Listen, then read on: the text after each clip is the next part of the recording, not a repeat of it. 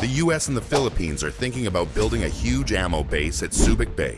If they do it, it could be the biggest ammo site in Southeast Asia, with factories and storage buildings ready by 2026. Army ammunition plant. Army ammunition plant. Army ammunition plant. Army ammunition plant. The Radford Army Ammunition Plant. An ammunition factory. For Filipinos, this feels like good news and bad news. Good news, more jobs and stronger defense. Bad news, it could bring more danger if there is a fight. Is Subic going to be the ammo center of Asia or a target? We have some fantastic military relationships with the Philippines, and that's been reinstituted. Picture this, big cool rooms that protect the ammo, rows of boxes stacked high, and cranes moving them onto ships at night. If you live near the South China Sea, this plan is close to home. In the next few minutes, we will show you who is building it, where it will stand, and how fast it is moving. Stay to the end. There's one secret rule that can make Subic huge without causing chaos. June 2025, the US Congress tells the Pentagon, study a huge ammo base at Subic Bay. This order puts Subic on the defense map for the first time in years. The plan is to build two things together, an ammo factory and a big storage depot. For local people, this brings hope for good jobs, but also fear of more risk if tensions grow. The study will look at how much it will cost, where the buildings can go, and how fast it can be finished. It's like your town being told a car factory and giant warehouse might open at the same time. There's also a twist. Congress is thinking about a second ammo depot somewhere else, not just the Subic plant. If the numbers work, the study could quickly turn into construction. In Manila, leaders are already asking about sovereignty and the environment. The Subic Port Authority says they welcome the idea carefully. A yes, but not a full promise. Who put the first brick in place this year? February 2025. The U.S. Marine Corps opens a 5,300 square meter logistics warehouse at the old Naval Supply Depot in Subic. This is part of a new rapid response network to store and move vehicles, gear, and emergency supplies. For local people, this is the first real sign that plans are happening, not just being talked about. The warehouse works as a staging spot until bigger, climate-controlled buildings are ready. Think of it like your stockroom before the superstore opens. The building is made to grow later. It's big, but not the final size. Now that logistics are in place, many believe ammo storage could be the next step. But there are concerns. More truck traffic and port use could mean longer waits and busier roads. For scale, 5,300 square meters is about the size of a football field under one roof. Where's the big warehouse that people keep whispering about? By 2026, the US Navy wants a huge, climate-controlled warehouse near Subic, 19,000 to 33,000 square meters. It will be built for ammunition safety. Inside, temperature and humidity will be locked to keep propellant stable. For neighbors, that means one clear rule: safety first when your next-door building holds explosives. This space will be bigger than 3 to 6 football fields. It will have filtered air, shock-safe shelves, and tight security gates. Think of it like a wine cellar, but for shells and rockets. The climate stays steady, so the ammo stays reliable. The Navy plans to lease the site first, then upgrade it to military standards. That way, they move fast without buying land. Once it's running, this storage hub will prepare the pipeline for the ammo plant still to come. But there's a pause. Permits, environment checks, and traffic routes all face close review. Propellant can weaken if too damp. Climate control keeps every shot on target. Storage is ready. But what's the plan to build the ammo itself? The study now looks at a joint US-Philippine ammo plant right in Subic. It could make cases, fuses, propellants, and assemble shells, plus run extra lines when demand spikes. Co-production means skills move to local workers, jobs grow, and supply is safer.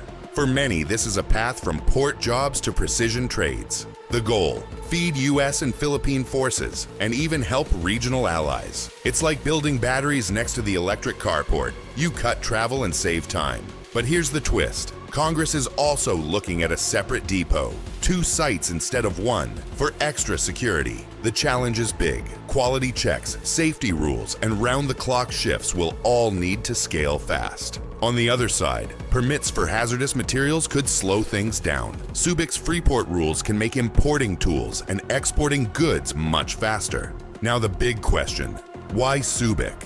Why this spot on the map?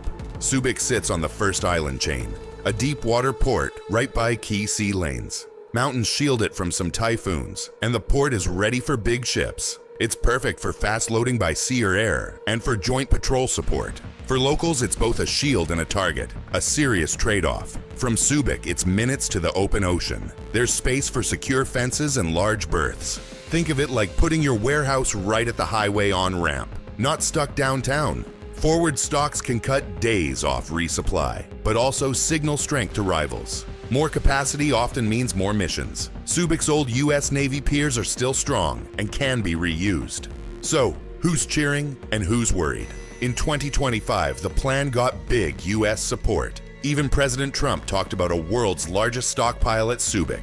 In Manila, voices are split. Some support the jobs and alliance. Others worry about sovereignty and the environment. Here, politics moves the timeline, not just the money. There's pride in strong partnerships, but also fear of being pulled into a conflict. The Port Authority gave a cautious welcome, while a formal study is still underway. It's like accepting a factory that also puts you on a map you didn't draw. Public debate could change the design, adding buffers, sensors, or green space. Each approval makes the project more visible and high stakes.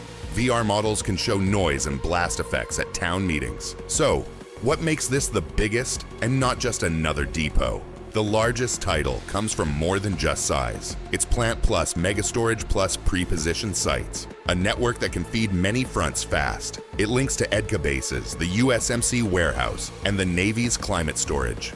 Largest feels real when ships and planes move overnight. We're talking 5,300 square meter starter space, 19 to 33,000 square meter storage plus assembly lines for surges. It's like a kitchen line serving an entire stadium, not just one stand. Subic can stock parts and finished rounds, ready for shortages. Bigger flow means tight safety and quiet work. So, what's the secret rule to go big without chaos? Subic's secret rule is the 72-hour surge loop. Make, park, push. Make it the plant or assembly lines. Park in climate storage so rounds stay ready. Push by sea or air within 72 hours of a go order. The USMC warehouse, Navy lease, and study plan form the triangle to run that clock. For allies, it's insurance. For rivals, it's a warning, like same-day delivery, but scaled for a region. The loop works only if permits, safety, and politics all stay in sync. Subic's largest hub is a system, not just one site. Make, park, push in 72 hours. The real weapon is time to theater, not just tons in a shed. Throughput, climate control, and fast access together build deterrence. A choke point can become a lifeline for allies. The June 2025 study wasn't just talk, it mapped the clock. The question now, can the hub stay fast and safe while keeping local fears calm? Subic's plan isn't ammo for ammo's sake. It's jobs, skills, and security balanced with safety. In modern logistics, speed plus storage plus location beats size alone. Subscribe for inside looks at EDCA sites, Philippine shipyards, and the First Island Chain Network. If you lived in Subic, which safeguard matters most? Climate safety tech, traffic buffers, or community oversight? And why?